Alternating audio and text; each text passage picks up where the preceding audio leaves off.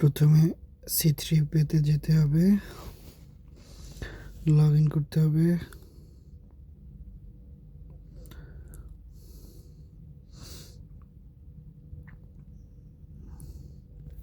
Log in হলে এখানে লেখা আছে যে C3Pay to C3Pay,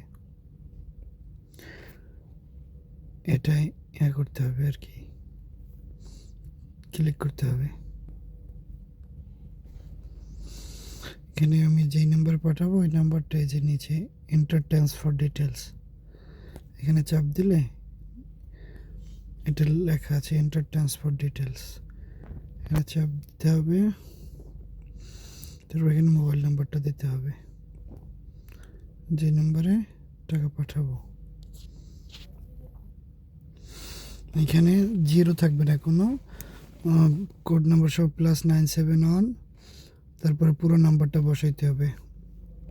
বসাইয়া এখানে একটা নাম দিলাম তার, যারা আমি টাকা পাঠাবো তার নামটা দিলাম, তারপর নেক্সটে চাপ দেব।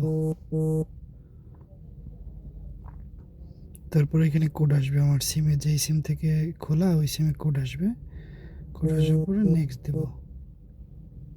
দিলে এখানে কত টাকা পাঠাবো, ধরো 50 টাকা।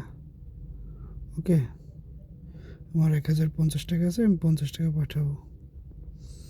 51 টাকা আমার অ্যাকাউন্ট থেকে কাটবে, 1 টাকা চার্জ কাটবে, 51 টাকা কাটবে। মেক ট্রান্সফার, ঠিক আছে, এই যে এখানে লেখা আছে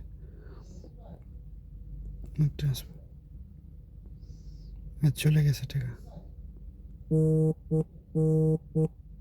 টাকা চলে গেছে অ্যাকাউন্টে।